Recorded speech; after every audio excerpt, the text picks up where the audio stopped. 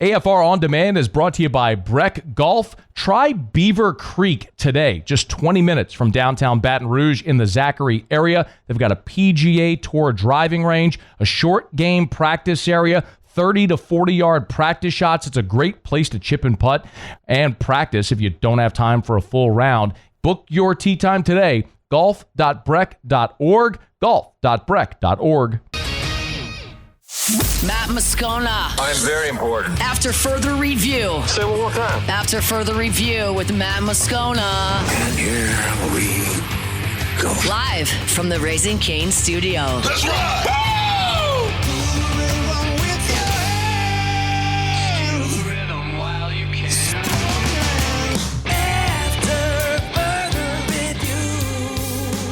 Hour 2. Off we go. Welcome aboard. Glad you're with us. It's AFR, presented by Goodwood. Men's Sexual Wellness. I'm Matt. Love you, Matt. Paul O'Neill. They're chanting Paul O'Neill's name. Muso. And Mr. Toby Tomplay.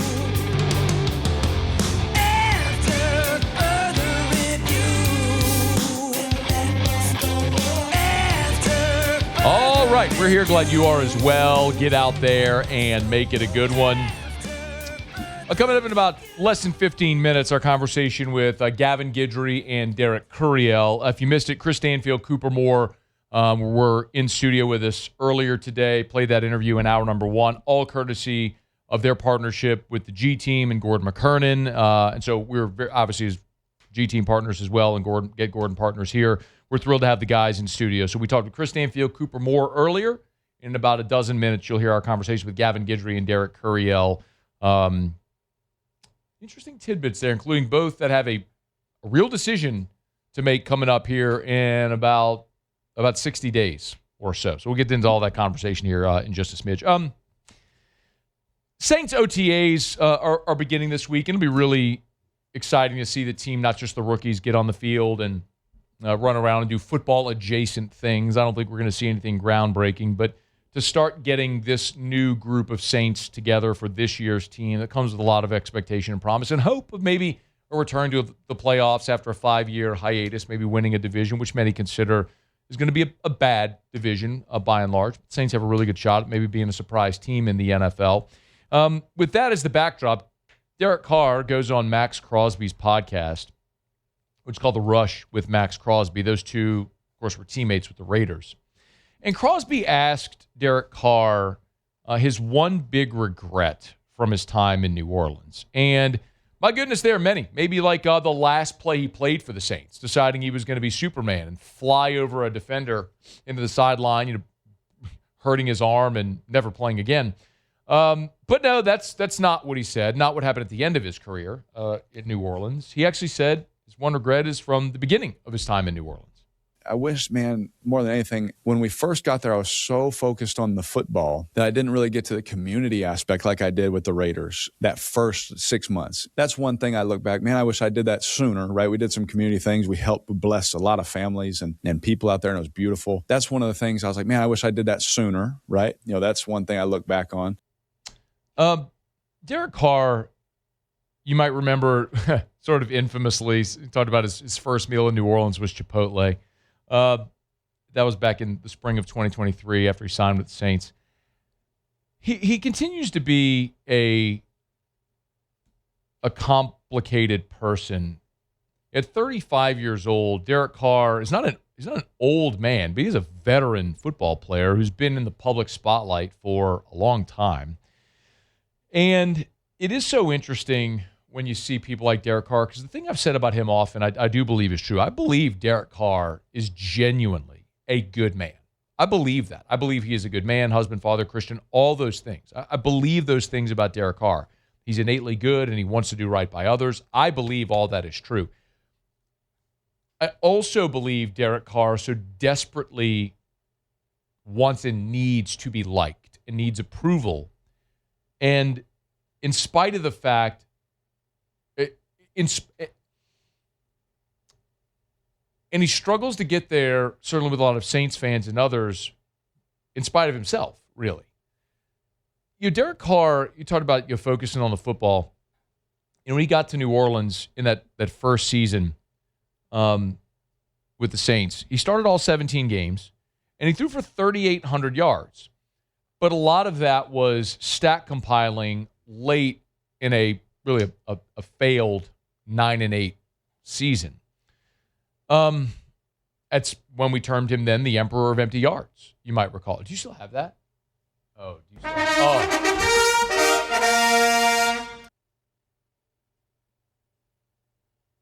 Paul, put the camera on yourself. There we go. The Emperor of Empty Yards. Oh,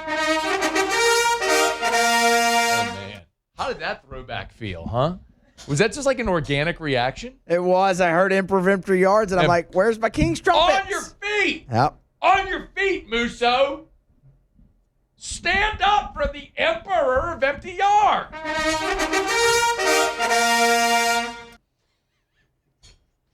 Poor guy. So good. I don't miss him at all. I mean, think about it. Like, that's how we had to entertain ourselves for those 2 years, was like playing that drop because this team was largely and wholly irrelevant.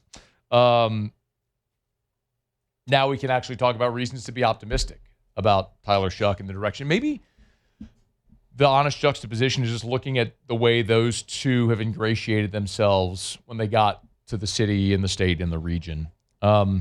So, look, I don't want it to be about Derek Carr. I hope it's never about Derek Carr again, and he will be a failed footnote in a Saints history that has many, many failures throughout it, with the one sterling shining era of Drew Brees and Sean Payton outside of really a history of incompetence. But hopefully we're moving into a new era that does give people hope that the organization can continue to grow and develop and build. And I think looking at the way that Tyler Shuck sort of embraced the city right away, moved into New Orleans, you'd see him at restaurants, even doing podcasts and stuff like that, talking about the culture, riding on Mardi Gras floats and everything. Say it all the time, man. Louisiana, New Orleans, the whole state, it is truly a unique place culturally. And it's one of those places where if you accept us and our idiosyncrasies, we'll give you the biggest bear hug back ever. It's something Derek Carr never really understood, something that Tyler Shuck clearly has understood from the beginning, which is why their popularity is dramatically different now. You still have to go win. And that's something Derek Carr didn't do at a high level, something we hope Tyler Shuck can. And that'll start as the Saints are hitting the practice field for OTAs here this week. But it's after further review. We are brought to you by Lee Michaels Fine Jewelry, lmfj.com, lmfj.com. You know, the summer is a time where a lot of people decide, especially because, man, the weather's nice, you go on vacations. Maybe this is when you're going to pop the question. Gents, if you're thinking of popping the question, remember, go to Lee Michaels. They've done this for 4 decades. Help Louisianians get engaged. Beautiful, natural mined diamonds. Scott goes to India every year on diamond buying trips to buy from the finest diamond mines in the world. Every single diamond, before it goes in the case, is hand inspected by a family member. You will never see a man-made or lab diamond. And they say, oh, well, look at the size you're getting. Well, yeah, okay, it's bigger, but what are you buying? A science experiment? This is a reflection, a symbol of your love, dedication, devotion, that you hope you pass through your family forever and ever and ever and ever in generations. So do it right. Trust Lee Michaels, lmfj.com, lmfj.com. For Lee Michaels Fine Jewelry. Thrill her with the gift in the red box from Lee Michaels Fine Jewelry. One other quick Saints note here, and we are going to break and get to our conversation with Derek Curiel and Gavin Guidry. The Saints have added a free agent linebacker. Saints have signed, Nick Underhill reported this, the Saints have signed former Jets linebacker Jackson Sermon. He's the son of Saints linebackers coach Peter Sermon. So he's one tackle. He's played in one appearance with the Jets a season ago. So he'll be a depth piece, 6'2", 240, played at Cal in college in 22 and 23, and his dad was the DC and the inside linebackers coach there as well. Now father-son reunite in New Orleans. So he was a UDFA in 2024. Now they've reunited. So Saints add Jackson Sermon as a little depth piece linebacker as Saints begin their OTA work this week. All right, it's after further review. Hump Day shows are brought to you by Goodwood Men's Sexual Wellness. Let me knock out a quick break. When we come back, our conversation with Gavin Guidry and Derek Curiel in studio, courtesy of Gordon McKernan and the G Team. Stick around. AFR. Speaking of which, get Gordon and get it done. We always talk about how Gordon gives back to the communities. And it's something I really want to stress. Look, we've got Gavin Guidry and Derek Curiel in studio next on behalf of Gordon and the G team. But something else that Gordon, the initiative they're announcing today, is they're giving away 10 $250 gift cards for gas cards. 10 $250 gas cards. Listen, gas prices are going up. You need a little help there, a little relief. You can go to the website and apply. Go to getgordon.com, getgordon.com, getgordon.com, or any of the socials at getgordon to find out details of how you can apply and enter to win one of those 10 $250 gas cards, courtesy of Gordon McKernan Injury Attorneys. Just so many ways that Gordon gives back to the communities that he serves through the G team, through the Gordon Gives initiatives, laptop giveaways, bicycle giveaways, now gas card giveaways. Just the best. GetGordon.com, GetGordon.com. You know what to do. Get Gordon and get it done. Everyone is talking about gas prices. What about your car insurance? Insurance Network of Louisiana. I've been telling you about them for years. Was chatting with Adam and Jay over at Insurance Network of Louisiana last week. And man, they are crushing it right now for folks who are shopping for new auto coverage. A couple of things. Last week at a client, they saved $2,900 annually.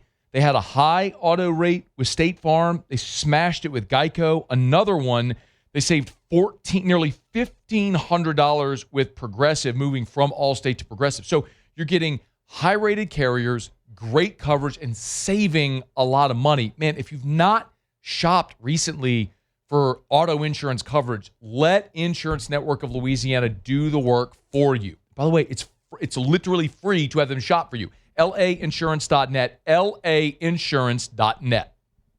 After further review, presented by Goodwood Men's Sexual Wellness. Visit yourgoodwood.com.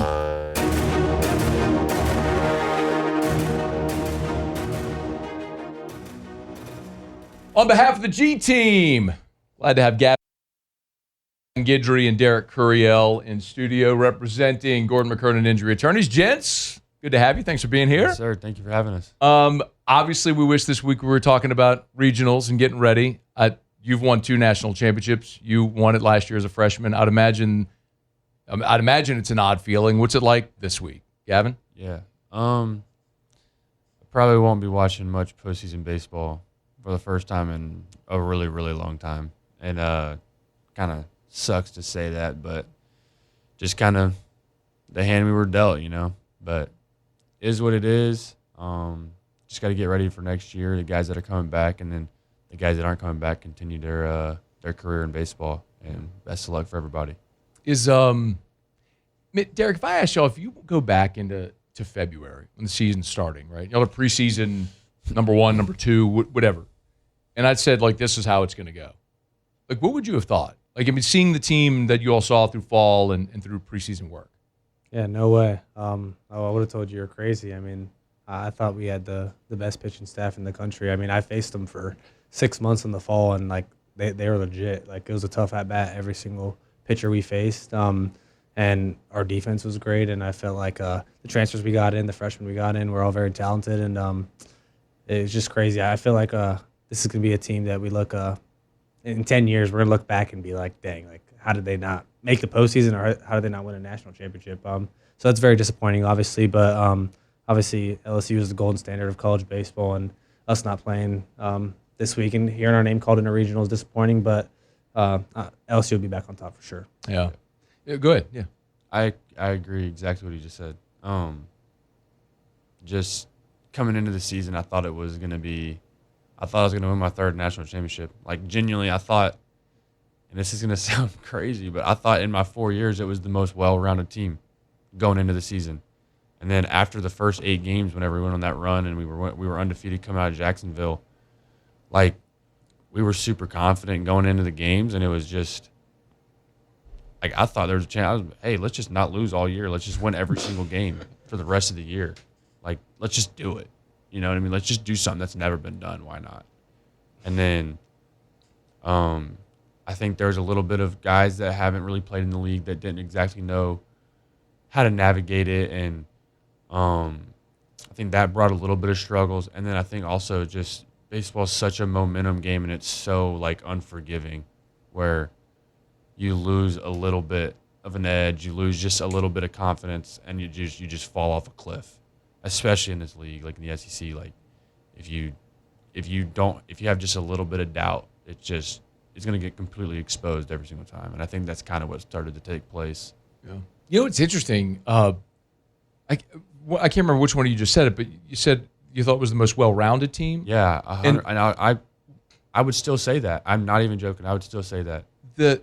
So one of the things that I said before the season, talking to a lot of scouts and different people around the game, said kind of feels like this team may produce the most big leaguers, and so it is odd to see how it all happened. Yeah. The way that you said. Derek, for you, your season was interesting because obviously, I mean, we saw you. I mean, you hit over 300, and it's almost like, oh, ho hum, Derek Curiel hits 300 and just makes every play in the outfield and all. Did you feel early in the year like pressure or pressing or coming off a championship, any of that sort of stuff? Like, has your season evolved? Yeah. I mean, it's the first time that it's ever been said, but like people don't know that. I mean, I broke my ankle in November. So I know that rumor was out there, but that was definitely true. And I kind of had 3 weeks to prepare for season, and it was my back foot. And it was kind of hard for me to load into my back leg. Obviously, I'm a leg lift guy. So for me, kind of going into the season, there's no pressure. I never put pressure on myself. Baseball's a game that I get to play, and I enjoy to play, and it's a blessing to play. So, like, people were saying that I was pressing and trying to hit home runs, and, like, that's not me. Like, I never try to hit a home run. I'm trying to hit a backside single, backside You're really double. good at it, too. I appreciate that. And that's why, I mean, I told you guys, like, we were trying, but, like, there's a lot of stuff that, I mean, everyone on our team got injured at one point, and it was just very unfortunate. And, I mean, I hurt my ankle, I think it was, like, mid-November. And how'd you do it? I can't say how I did it, but it was not a good reason. But that happened, and that's why the season started how it did. But I felt like I showed some toughness, being able to progress through that and not giving up. I mean, I kept trying, kept pursuing. I think Monster Milam also had a season similar, like kind of started slow. Him and I started slow, and we just kept getting better as the season went on. And I felt like I played my best baseball in Hoover because the season was on the line, and had a lot of games behind my belt. And Milam's 3 years have been like that. Mm-hmm. It's just like, don't let him get started, because once he gets started, it's going to be. But it's just a little bit like that. But I hope professional teams realize that too.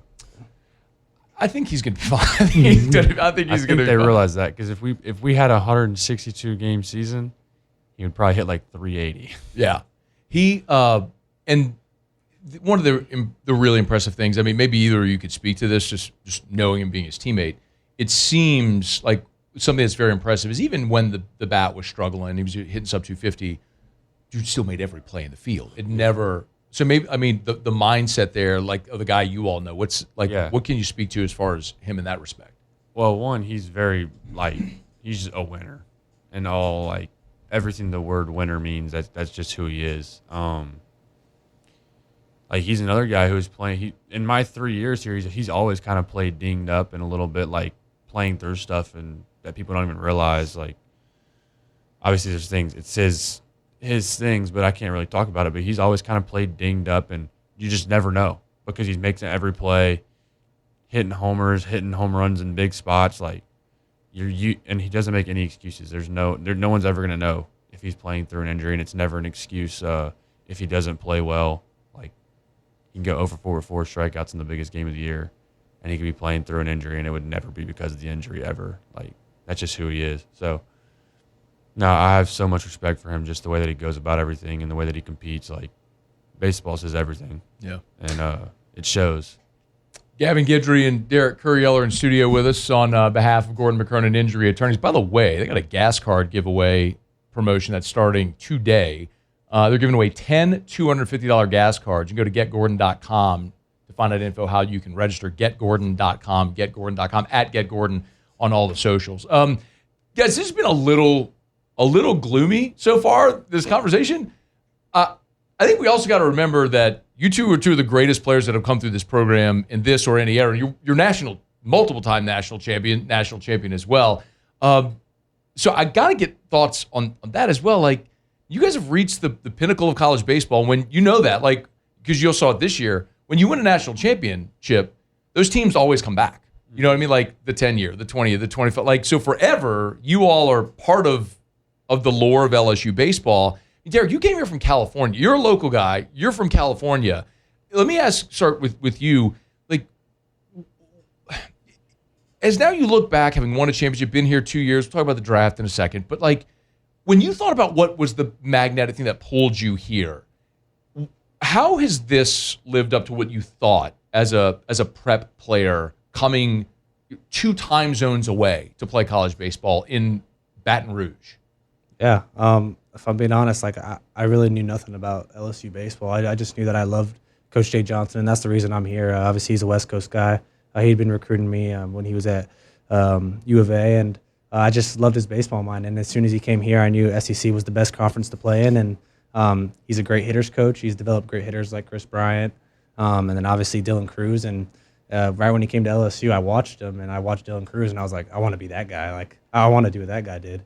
And Coach Johnson believed that I could do that, and just kind of hit the ground running from there. But like you said, I mean, I didn't know half the names that are super famous at LSU, and I mean, now it's home, and now it means something to me. And my family loves it. They're at every game besides the midweek, so they travel to every single home game. So my family, we bleed purple now, and now I know everything about LSU, and I can tell you whatever you want. But Dude, I'm a Tiger. Your dog is famous now. He is. Like, Yeah. That's how weird, like, the LSU baseball culture is, man. Like, your dog is famous, man. You know? And the biggest thing I always tell people is, like, my first game here as a freshman when we were playing Purdue-Fort Wayne, like, that first game when I heard all the fans, like, that's when I knew what it meant to be a Tiger. Like, when the fans showed up and it was, like, 50 degrees, I was like, whoa, this is, like, I did not expect this. Like, the guys were talking to me about it all fall, but, like, I just wanted to see it to believe it, and then I was like, this is the coolest thing ever. And then we got to get to the top, obviously, and it was great. Now, you grew up in this, obviously. Yeah. After 4 years, have you thought about how you would encapsulate the 4 years? Man, it's been a ride for sure.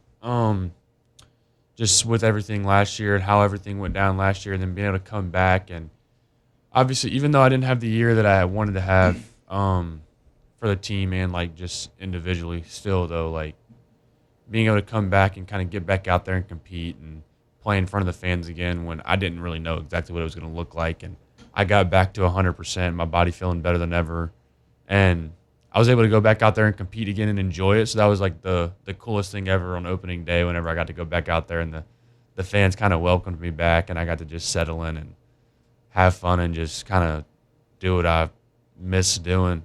And then, I mean, the 2 championship years, like you were saying, every 10 years you're going to come back. Every 5 years you're going to come back. Like 2 years from now, I'm going to be having a reunion with the 23 team. That's wild to think. I'm going to be having a reunion with the 23 team. And then 2 years after that, I'm going to be having a reunion with the 25 team. And it's just, to be able to do that and come back and have 2 chances to come back and see all the guys. And there's a few guys that were part of both of them. Just being able to kind of have that opportunity to come back and like still be something here and have a reason to come back and enjoy those moments is like will always be the coolest thing ever. You're stuck, bro. You're like, you're not getting away. I don't have an out. You're not getting away, and I don't want an out. But no doubt. If I did, you do have another year. Yeah. If you want to, because of the medical. Yeah. So, what are you thinking right now? Yeah. I mean, I love it here, but just for me, like my age, I'm getting older. I think I can pitch in the big leagues. You know, that's been my dream my entire life, is to chase that dream, pitch in the big leagues. And like I'll talk with Coach Johnson, and honestly, this year was a bonus. You know what I mean? I was coming out of high school. I wanted to come here because I was draft eligible as a sophomore, like him, and I wanted to be here for 2 years and get out of here and move on and chase my dreams to be in the big leagues. And then the first 2 years were kind of like up and down for me, like just not knowing exactly what we were doing as far as pitching and hitting. And so it was a little bit weird. And then after my sophomore year was the first year where we like fully committed to like, all right, we're going do this. Like I'm not putting the bat down. I'm just going to be a pitcher. And then I got hurt last year. So really this year was kind of a bonus of like, I never thought I was going to be here. The only way I was going to be here is if I got injured in my mind. And so obviously that ended up happening and now I'm here. But I mean, it's not like, oh, what's the worst case scenario? Play baseball at LSU another year. You know what I mean? Like such a bad scenario, you know? But yeah, I mean, we want to sign, but also I've had a lot of conversations with the coach about seeing what we can do money-wise to come back and also chase another dream of winning a third national championship because that'll put you in a completely different realm of LSU baseball players. I'm trying to do the math in my head to think of guys that have won 3. Yeah, we looked at it before the season. Who is it? And there's like 3 guys. It would have to be someone that played on 93, 96, 97. Yeah, I forget who it was. But or 96, 97, 2000. There's like 3 guys in the history of the program. Yeah. That would be something. And no one's ever done it in 4 years. Yeah, though that's true. Yeah. I mean, even Skip's teams that won 5 and 10. They never won 3 and 4. Yeah. You had the gap between 93 and 96. Yeah. And then 97 to 2000, no doubt. You got it, Derek, you have a draft decision. Well, you don't really have a draft decision to make. I know everyone, you know, when you go into the draft process, you'll talk to your agent and you'll have your decision. But if you have played your final game at LSU and you try to sort of describe your time here, what would you say?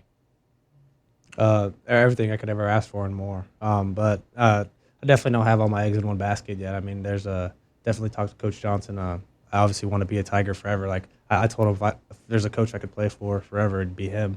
So definitely sucks. I mean, I'll be the youngest guy in the draft this year, college-wise. Like I miss it by like a month or 2 or whatever it is. So it's definitely a tough decision to make, but I'm just gonna be praying about it. But like Gavin said, like coming back to LSU to compete for another national championship means the world to me. So I'm excited for whatever lies ahead, and it's all in God's hands, in my opinion. And I'm open to whatever. Neither of you have bad options. No. Either you're going to go be a big leaguer, come back to LSU as a junior, and same for you, which is awesome either way. Guys, like everyone's loved watching you all play and compete for LSU, and obviously you've been part of Gordon's G team as well. Gordon's a great guy, as we got to know. I'm sure you all have as well. Yeah. What's the partnership with Gordon meant for you, Gavin? Yeah, I love Gordon. He supported me a lot for the last 4 years. I came in my freshman year, and he was one of the first guys to kind of reach out and try to really build a relationship with me and support me. And he reached out before the season my freshman year. So it's kind of like before I really had to kind of put my stamp on the season. And yeah, it was really cool getting to know him then. And then throughout the 4 years, I've just gotten closer and closer. Me and his son go and play some golf sometimes, and I played pickleball with them before. They're really great people.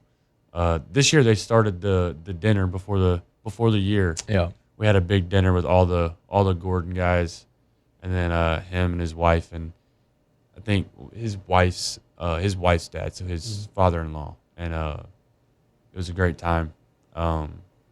I hope they start running that back every year and doing that every year. Do reunion dinners too, right? Yeah. You come for the 100%. Reunion, you go to dinner with Gordon as well. Yeah, we should do a reunion dinner. There you go. That would be awesome. I'm planting seeds here for you, G. That would be awesome. What about for you, Derek? What's it meant to work with Gordon? Yeah, I know Gordon's great at his job. Obviously, we all know that. But what I really liked about him when I met him, I could tell he's a family man. Yeah. Him and his wife are very close. I love her as well. I love meeting her, and I love what they stand for. So being a part of the G team means a lot, and I'm just so grateful that in these last 2 years I've been able to be surrounded by such great people. So it's been great. You guys have been awesome, man. It's been a pleasure to watch you play and to cover you and whatever is next. Continued success, and we'll be pulling for you. Thanks for the time today. Thank you. I appreciate it. Go Tigers. That is Gavin Guidry and Derek Curiel. We appreciate their time. Chris Stanfield and Cooper Moore were here in hour number 1. You miss any of that, you can catch AFR On Demand presented by Breck Golf. Book your tee time at golf.breck.org, golf.breck.org, or react to a lot of what those guys had to say, including an interesting admission there by Derek Curiel that he suffered a broken ankle in November. Certainly explains some of the slow start. We'll get to that as we continue. Stick around here. It's AFR. AFR. REV, Let's Rev. Let'sRev.com, Let'sRev.com. REV, Let'sRev.com. Hey, listen, when we talk about Rev, remember, we're talking about an awesome local company. 90 years serving our local communities. And when we're talking about Rev, we're talking about Rev Fiber. So think about what this is, okay? They lay these cables, the fiber, beneath the ground. So storm comes, you don't have to worry about tree limb falling on a power line, knocking out cable, internet, all that stuff, because it's buried under the ground. It's Rev Fiber. So you get faster internet speeds, backed by the security of an all-fiber network. It's not just your internet service provider, but also home automation, security, cable. You can do it all. It's Rev Fiber, and it's backed by local support. So check them out online for your home or your business, RevFiber.com. REV, RevFiber.com.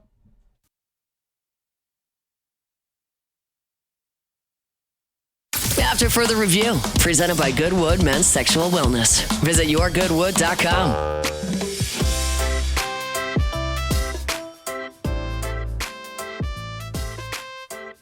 I appreciate Chris Stanfield, Cooper Moore, Gavin Guidry, and Derek Curiel for joining the show. Good conversations. A few things that certainly are notable.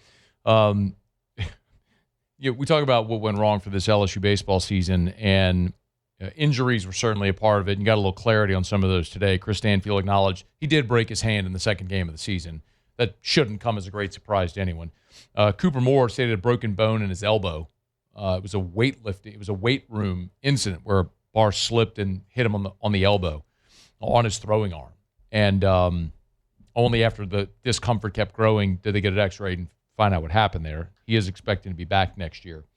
And then Derek Curiel acknowledged that he did break his ankle in November. It was something that was sort of rumored and speculated upon, and confirmed that he broke his ankle, and it was his back foot, and so it was really hard for him to load. And he said people were saying that he's pressing and trying to hit homers.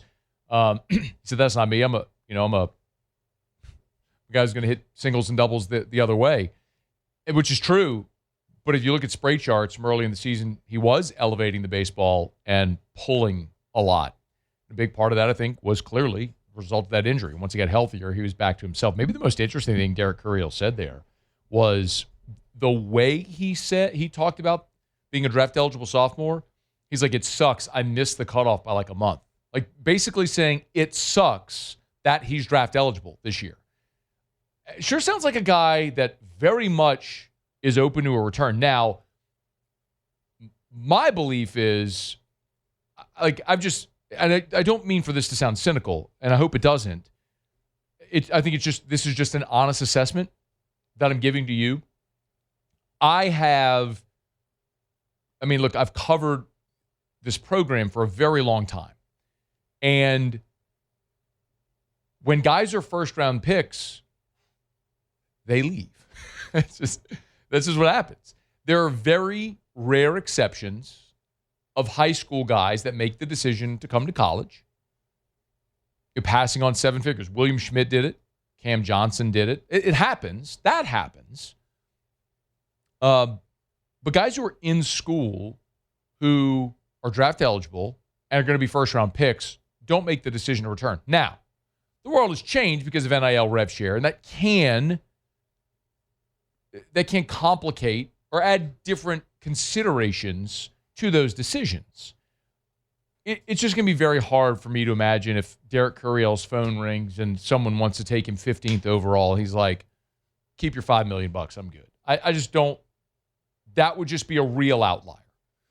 So, but you heard him say, man, he wants to win another national championship. He wants to win the Golden Spikes. He wants to play for Jay Johnson. He wants to be at LSU. He's got a lot of things to consider. And I think he'll end up signing. He'll get drafted in the first round, and he'll sign, because that's what you do when you're drafted in the first round and you take that money. But certainly I'm telling you, the guy was sitting 3 feet from me.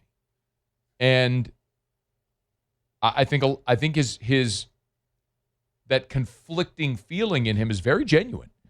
And you understand that. We all understand that. Like, we choose to live here. We love LSU, and if you went to school there or you love the program, you follow, like, you get it. You get why people love this place. So no different for him, and I believe it very sincerely that he loves it here and doesn't want to leave. But sometimes the decision is sort of made for you. It feels like that's going to happen for Derek Curiel, but a decision to make nonetheless. We'll see. All right, it's After Further Review. We are brought to you by Evamore, EVAMOR, Evamore.com, Evamore.com. I just got back yesterday from Phoenix.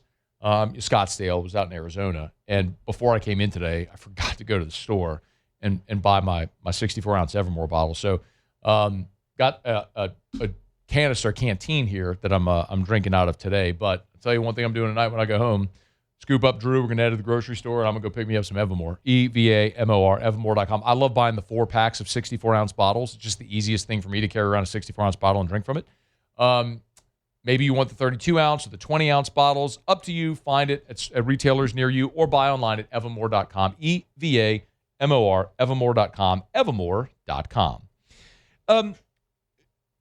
Jeff Duncan's going to be here in about 30 minutes. We'll look forward to that. And LSU has seen its first baseball player to the transfer portal. You probably saw this news yesterday about Maverick Rizzi. I want to react to that in about 20 minutes after the top of the hour. There is, as the SEC spring meetings are going on, Ross Dellinger has this report about a bipartisan bill, this legislation that would reform college sports, and it would actually install a cap, an earnings cap on college athletics. And the most notable part here is that it's a bipartisan bill. And listen, I am not a political person. I don't care who you vote for, genuinely. Red, blue, RD, don't care. It's notable because there have been pieces of legislation in the past introduced that never gained any traction because neither side wanted to support the other, which, as an aside, is one of the reasons I hate politics, because you're generally not working together for progress. You're working against each other, which is annoying. Anyway, well, Maria Cantwell, who's a Democrat from Washington, and Ted Cruz, who's a Republican from Texas, they've reached an agreement to adopt what's being described a comprehensive bill that would grant the NCAA an antitrust exemption related to athlete transfers, eligibility, and the compensation cap. And that's notable. It's called the Protect College Sports Act. It would preclude the creation of a super league. It would create an agent registry limiting fees to 5%, meaning agents can only charge 5%. That has gotten out of whack because in pro sports, agent fees are capped. In college, there is no cap. Agents can charge whatever they want on fees. And I've heard of agent fees going up to 20%, which is insane. It also permits pooling media rights, and it bars coaches from leaving their team before the season ends, which good luck with that. Anyway, I don't know if this is going to happen. I don't know how realistic this is of getting passed and enforced.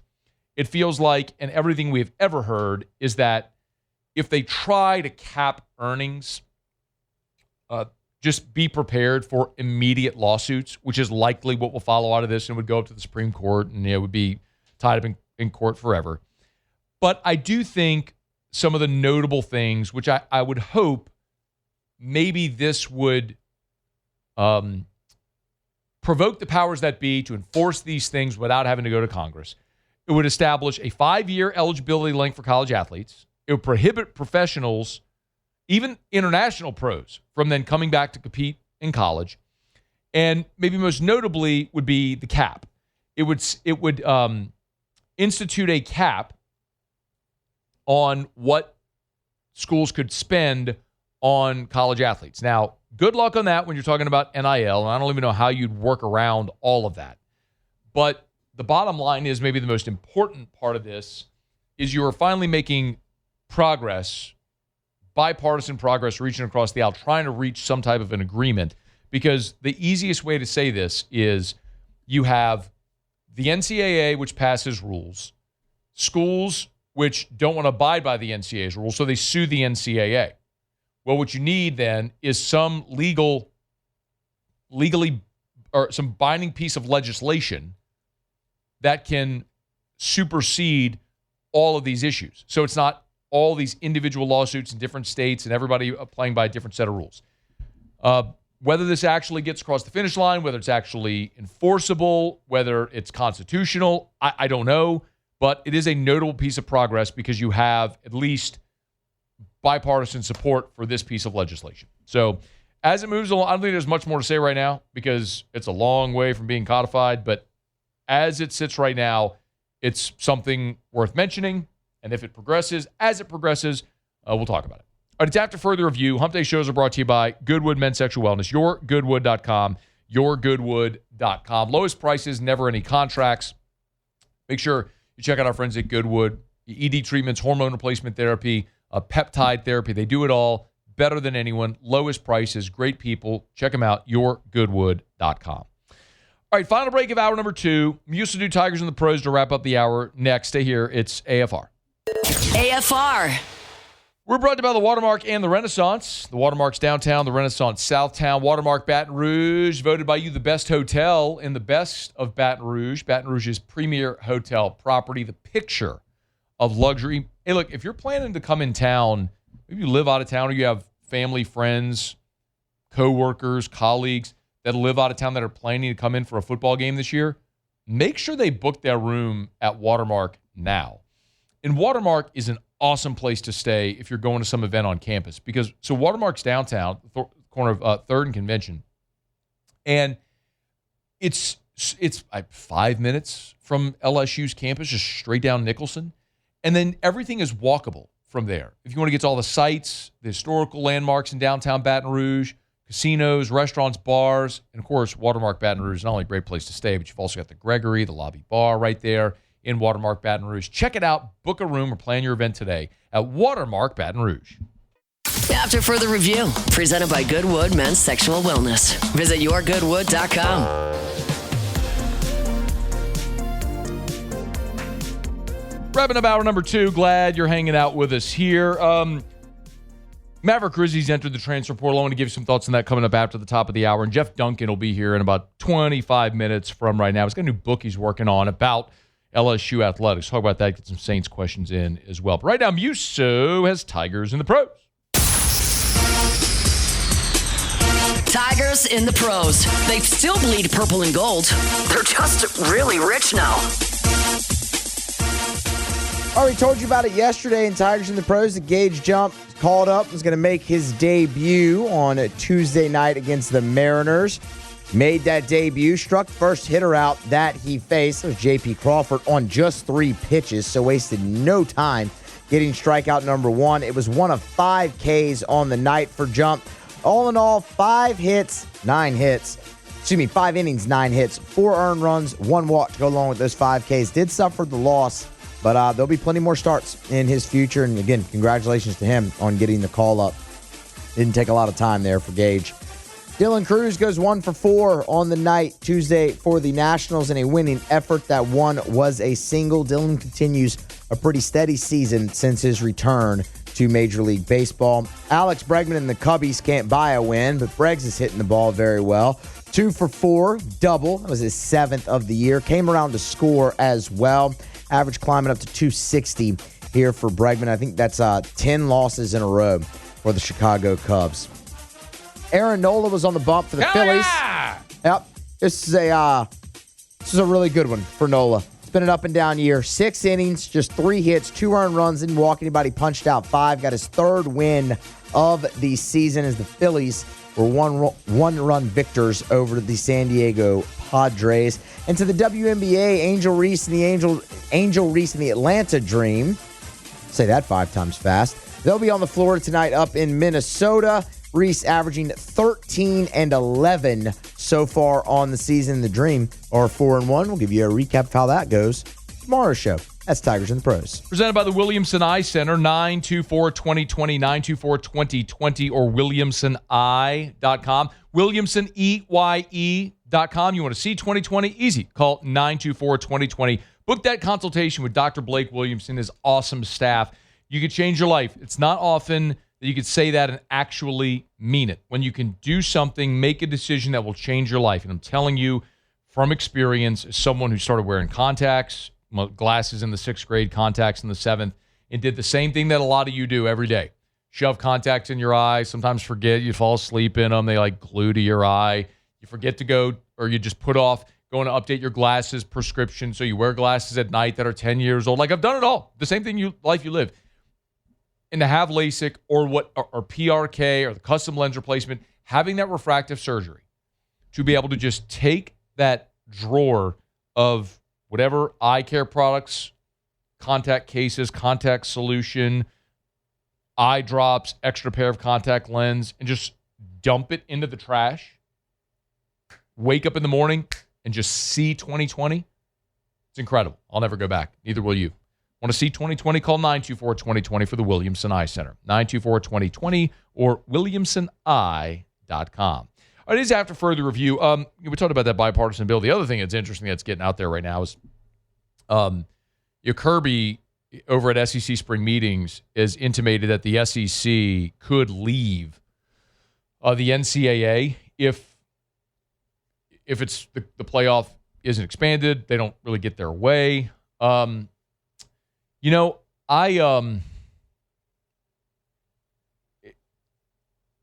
He said, Kirby's quote was, "I've been a huge advocate. If we can't find rules that everybody plays by, we should play our own. I'm not afraid of that. Not afraid of break away, say the conference is strong enough to go out and play." It's a lot of saber rattling, and I don't think we ever get to that point where it's just the SEC. But I do think we will ultimately see the super conference we've been talking about in spite of the bipartisan bill that's being floated, which I don't even know about the legalities of it. So we'll follow all of this as it goes. It's talking season. Hour 3 next. AFR. It's hump day. We hit the halfway point of the week. Got an idea. Instead of going home tonight, heating up those leftovers, or even worse, spending the time to cook something, go to Supper Club. Call your significant other. Say, hey, don't cook tonight. When I get off work, meet me over at Supper Club. Grab a couple of stools at the bar, maybe a bar table. SupperClubBTR.com, SupperClubBTR.com. That's where you can go to get reservations if you want them.